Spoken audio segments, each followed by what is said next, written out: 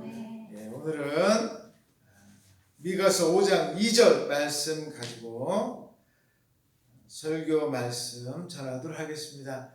예, 미가서 5장 2절 말씀, 대단히 중요한 말씀 되겠습니다. 아주 유명한 말씀이죠. 왜 유명하겠습니까? 우리의 구원자가 태어날 장소를 얘기해 주고 있습니다. 메시아가 나올 장소가 어디에 있느냐? 예, 베들레헴에 있다는 거예요. 베들레헴. 성경에 딱 나오잖아요. 그래서 신약 성경이 뭐라고 합니까? 이제 메시아가 나올 장소가 어디냐? 헤롯이 이제 물어보니까 옆에 있던 성경 사람들이 뭐라고 말해요? 베들레헴입니다. 그래가지고 그 주변에 있는 사람들, 예수님을 놓쳐버렸으니까 어떻게 해요? 다 죽여버리잖아요. 다 죽여버려요. 예수님께서 원래 고향은 어디시죠?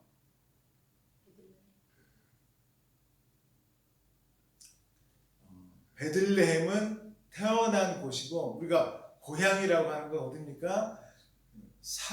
태어나서 사는 곳이 고향이잖아요. 그러면 저는 고향, 제가 여러분이 예를 들어서 이제 병원에서 태어났으면 여러분 고향은 뭐가 되는 거예요? 무슨 산부인과 이렇게 되나요? 그러면 그게 아니잖아요. 고향이라고 하는 것은 내가 태어나서 어린 시절을 보냈던 곳을 우리가 고향이라고 하지 않습니까? 예수님의 고향은 어디예요? 나사렛이라고 합니다. 나사렛이라는 조그만 마을이 있습니다. 나사렛이라고. 그 나사렛 동네에서 예수님께서 자라셨습니다. 그래서 사람들이 무슨 얘기를 하냐면 이 미가서 5장 2절을 가지고서 예수님이 만약에 우리를 구원해줄 구원자라면 아니라는 거예요. 왜? 구원자는 어디서 나와야 되니까? 베들레헴에서 나와야 되는데 유대 땅 베들레헴. 근데 예수님은 지금 고향이 어디예요? 나사렛인데 나사렛은 갈릴리 쪽에 있는 아주 시골 동네인데 어떻게 우리하고 같은 동네에서 우리랑 같이 놀라고 그래 하면서 예수님을 뭐합니까? 무시하는 거예요. 너 아니다. 너하고 우리하고는 차원이 달라. 이렇게 딱 사람들이 예수님을 무시했어요. 자, 이제 오늘 그 내용에 대해서 이제 말씀드리도록 하겠습니다. 첫 번째는 뭐냐? 미리 다 예비되어 있다라고 하는 것입니다. 예비되어 있다. 누가 예비하시는 분은 누구실까요? 하나님께서 예비하셔요. 예비하시는 분은 하나님이십니다. 내가 아무리 뭘 준비한다, 예비한다 되지 않습니다. 사람은 예비한다고 해도 중간에 무슨 일이 날지, 시간 몇 시까지 내가 뭐 한다 딱 해도 중간에 무슨 일이 일어날지 우리는 전혀 알 수 없어요. 모든 것을 예비하시고 준비하시는 분은 하나님이십니다. 주님께서 모든 것을 정확하게 다 준비하세요. 내가 마음 먹는다고 되는 건 아무것도 없어요. 우리가 할 수 있는 건 뭐예요? 최선을 다하는 것뿐이에요. 주님께서 원하시는 건 그거예요. 내가 최선을 다하기를 주님은 원하세요. 하나님께서 예비하시니까 나 가만히 있어야지. 이게 절대 아닙니다. 준비는 누가 다 하세요? 하나님께서 모든 준비 다 하십니다. 나는 뭐 해야 돼요? 하나님께서 어떻게 뭘 하시든 나는 하나님의 뜻을 알고서 나는 최선을 다하는 거예요. 최선을 다해야 됩니다. 그래서 내가 열심을 다해서 최선을 다하는 것하고 하나님의 뜻하고 만나는 지점이 있어요. 그 지점에서 나오는 게 뭐냐면 바로 결과가 나오게 돼 있어요. 그 결과가 내가 기대했던 것보다 좋을 수도 있고 기대했던 것보다 너무 안 나올 수도 있어요. 하지만 우리는 어떻게 됩니까? 만족하고 감사해야 됩니다. 나는 이렇게 열심히 하고 내가 이렇게 기대를 많이 했는데 너무 결과가 안 나왔어. 그래서 어떻게 해야 돼요? 이게 다 누가 예비하신 거예요? 하나님께서 예비하신 거예요. 거기에 우리는 만족하면서 살아야 됩니다. 또 내가 이렇게 열심히 하고 하나님께서 기대했는데 내가 한 것보다 결과가 너무 크고 좋은 결과가 나왔습니다. 어떻게 해야 돼요? 하나님께 더욱더 감사의 찬양과 기도를 올려드려야죠. 이렇게 부족한 저를 이렇게 귀하게 사용해 주시니 너무 감사합니다. 모든 것은 다 주님께서 예비하고 계십니다. 그걸 알고 나는 최선을 다하면 되는 거예요. 아멘. 내가 뭘 하려고 내가 이렇게 하겠다 저렇게 하겠다 우리가 판단하면 안 됩니다.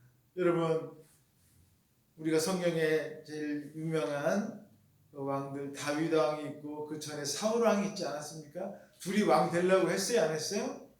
둘은 생각도 안 했어요. 무슨 왕이 어디서 그때 여러분 먼저가 사울 왕이지 않습니까? 사울 왕이 됐을 때 왕이라는 것 자체가 있지 않았어요. 이스라엘에는 왕이라는 것 자체가 있지 않았습니다. 그런데 하나님께서 어떻게 해주셨어요? 사울을 왕으로 삼아주셨어요. 근데 사울이 못하니까 이제 어떻게 해주셨어요? 또 다른 왕을 세워주셨는데 그게 누구예요? 다윗 왕인 거예요. 다윗 왕. 둘은 전혀 왕이 되려는 마음도 없었고 내가 왕 돼야 되겠다 전혀 없었어요. 그런데 누가 계획하시고 예비하셨어요? 하나님께서 예비하셨습니다. 아멘. 다윗이 왕 되었다. 하나님께서 다윗을 왕으로 세우신다 하니까 사울이 막 뿔이 나가지고 다윗을 막 죽이려고 합니다. 그때 하나님께서 어떻게 하셨어요? 다윗을 보호해 주세요. 왜? 하나님께서 하신 말씀을 반드시 지키시거든요. 내가 너를 왕으로 세워놨는데 내가 너를 보호해 주지 않으면 누가 너를 보호해 주겠냐? 하나님께서 다 지켜주시는 거예요. 하나님께서 약속하신 것은 하나님께서 지켜주십니다. 주님께서 우리에게 하신 말씀은 주님이 반드시 지켜주세요. 우리가 그것을 알고서 마음을 담대하게 먹고 엉뚱한 마음 품지 말고 우리가 용기 있게 나서시면 됩니다. 하나님이 여러분을 지켜주시거든요. 아멘. 그래서 주님께서 우리를 위해 예배하신 것을 생각하면서 여러분 용기 있게 나아가시길 바라겠습니다. 아멘. 그 다음에 두 번째로 약속된 장소가 있습니다. 약속된 장소. 오늘 정확하게 나와 있어요. 뭐라고 됐습니까? 베들레헴 에브라다라고 정확하게 나와 있습니다. 여러분 하나님께서는 뭐 흐리멍텅하게 어디 그쪽 뭐 주변 이렇게 하지 않으셔요. 하나님께서는 정확하게 말씀하십니다. 여기면 여기고 아니면 아니고 기면 긴 곳이지 대충 얼버무려 가지고 이렇게 하지 않으십니다. 네가 나를 따르려면 나를 따르고 싫으면 말하라. 안 와도 돼. 예수님도 말씀하시잖아. 야, 너 나 따라오려면 따라오고 오기 싫으면 안 와도 돼. 예수님 하신 말씀이 그 말씀이에요. 야, 오기 싫으면 안 와도 돼. 왜 그러셨을까요? 예수님이 힘들다는 거예요. 힘들다. 내용은 너무 간단합니다. 내용은 간단한데 뭐가 힘들까요? 믿음이라는 그 자체가 너무 힘들어요. 왜요? 믿음은 보이지가 않거든요. 보이지 않는 것을 믿으려면 그게 힘든 거예요. 보이지 않으니까. 너무나도 정말 아무것도 안 보이는 것. 이제 예수님께서 뭐 하십니까? 죽고 가셔야 되잖아요. 그러면 자기는 앞으로도 살 날이 많이 남아있는데 그 살 날 동안에 이제 보이지 아니하는 예수님을 믿어야 되는데 어디 가란 말이에요. 그래 내가 너하고 네가 죽을 때까지 내가 너하고 같이 있으면 네가 나를 믿기가 쉽다.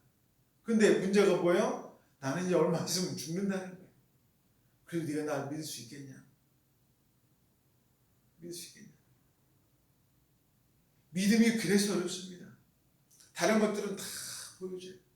불교가 뭐라고 합니까? 야, 3000번 절을 해봐. 절 3000번 하면은 힘이 쏙 빠집니다. 100번만 해도 힘들어요. 3000번을 해보세요. 그러면은 근데 뭐가 있냐면 사람이 뭔가 한 것 같아요. 뭔가 한 것 같습니다. 근데 교회 와가지고 뭐라고 합니까? 기도하래. 뭐 어떻게 하라는 거야 이게? 아무것도 안 보이는 하나님 앞에 아무것도 안 보이잖아요. 성경을 읽으래. 도대체 이걸 누가 쓴 거예요? 하나님이 쓰셨다고 말씀하시는데 하나님 어디 계셔? 아무데도 안 보이는데 이걸 믿으러 가니까 이게 힘든 거예요. 이게 제일 힘든 게 이겁니다.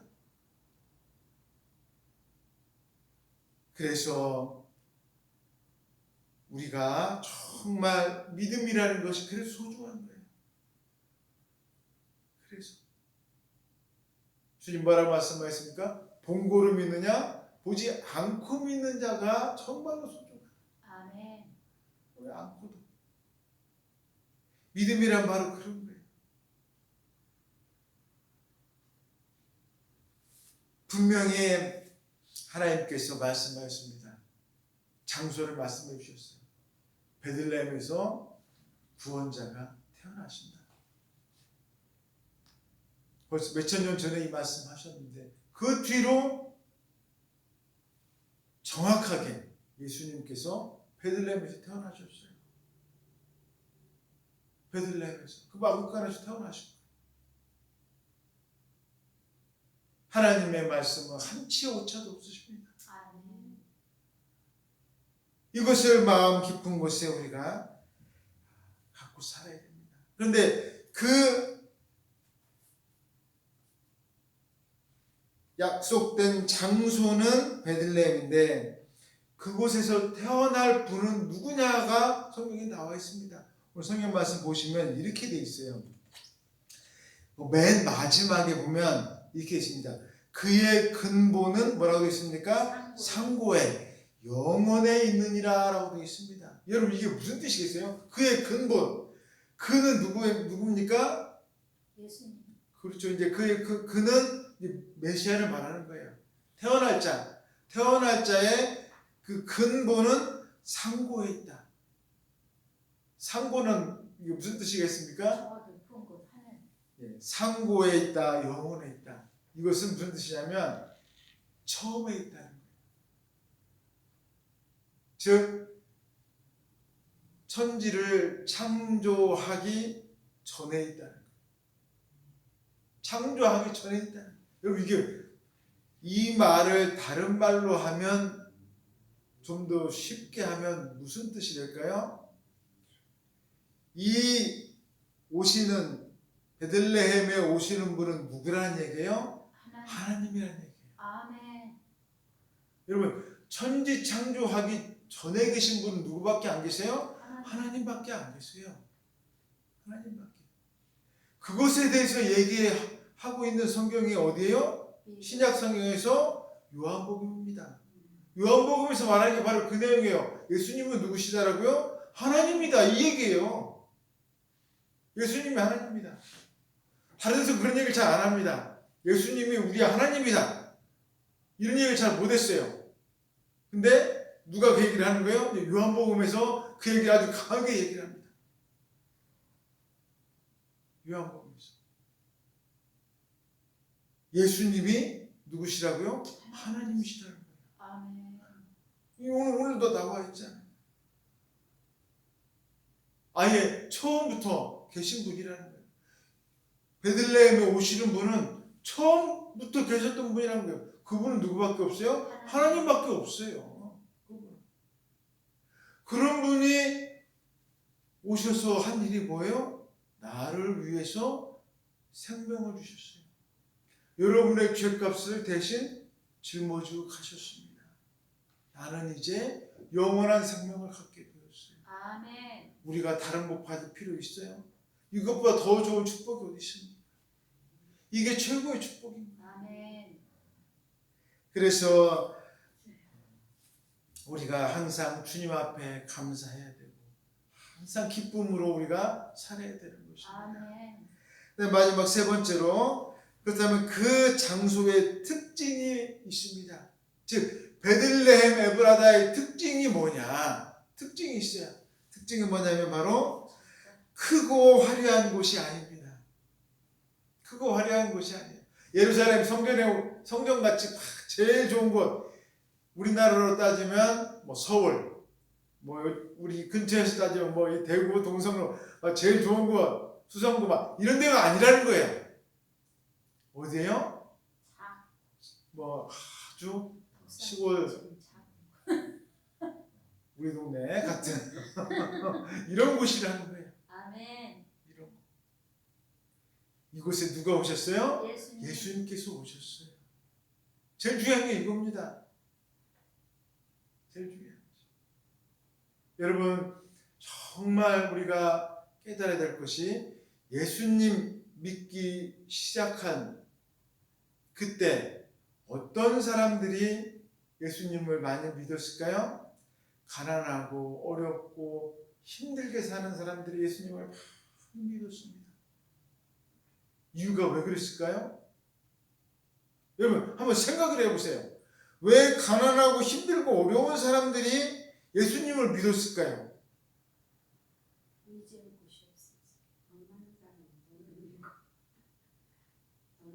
여러분 그 이유가 있습니다. 왜 그러냐면 교회에서 그들에게 도움을 줬기 때문에 그래요. 사람의 이유는 아주 간단합니다. 여러분 생각을 해보세요. 교회에서 돈이 있으면 정말 가난하고 굶어 죽는 사람들에게 가서 그들에게 쌀을 줬어요. 힘들고 어려운 사람들에게 많은 것을 나눠줬어요. 여러분 그 사람들 무슨 생각을 하겠어요? 야 굶어 죽느니 어디 가서 굶어 죽자? 교회 가서 굶어 죽자. 그런 생각 했겠습니까? 안 했겠습니까? 지금 대한민국은 어떤 사람들이 교회를 많이 나올까요? 가난한 사람들이 많이 나올까요? 조금 그래도 한 중간쯤이나 그 잘 사는 사람들이 많이 나올까요? 네, 중간 이상 사람들이 교회를 많이 나옵니다. 이유는 왜 그렇겠어요? 교회는 어려운 사람을 도와주지 않아요. 그러니까 어려운 사람들이 교회를 오질 않는 거예요. 어려운 사람. 오면은 교회에 어려운 사람들이 오면 좋아해요? 안 좋아해요? 안 좋아해요. 왜? 헌금할 사람이 안 오는데 뭘 좋아해요? 도와줄 사람만 오는데. 지금 한국교회 상황이 이렇습니다. 그러면서 부흥을 얘기하고 그러면서 막 전도가 많이 된다. 이러면 여러분 다 이거 거짓말이에요. 이런 식으로서는 절대 한국교회는 희망이 없습니다. 어려운 사람들을 도와주고 그들을 위해서 함께 하지 않는 이상 교회는 절대 과거와 같은 영광을 누릴 수 없어요. 내가 잘 먹고 잘 살기 위한 교회는 필요하지 않습니다. 그런 것은 필요하지 않아요. 힘들고 어려운 이들을 위해서 나눠주는 것이 하나님의 뜻인데 그걸 하지 않는데 하나님께서 교회를 부흥하도록 내버려 두시겠어요? 하나님의 뜻이 아닌데 우리가 그걸 정말로 마음속 깊이 잘 생각해야 됩니다. 그래서 오늘 예수님께서 이 오신 장소의 특징이 성경 말씀에도 뭐라고 되어 있습니까? 족속 중에 뭐할지라도 작을지라도 그 오신 장소가 정말 작고 초라하다는 거예요. 그곳에 오신다는 거예요. 예수님께서. 주님께서 오시는 곳은 화려하고 좋고 이런 예배당에 오시는 게 아니라 조그맣고 작더라도 서로의 사랑이 있는 그곳에 주님께서 오십니다. 아멘. 우리가 그것을 항상 마음속에 깨달아야 돼요.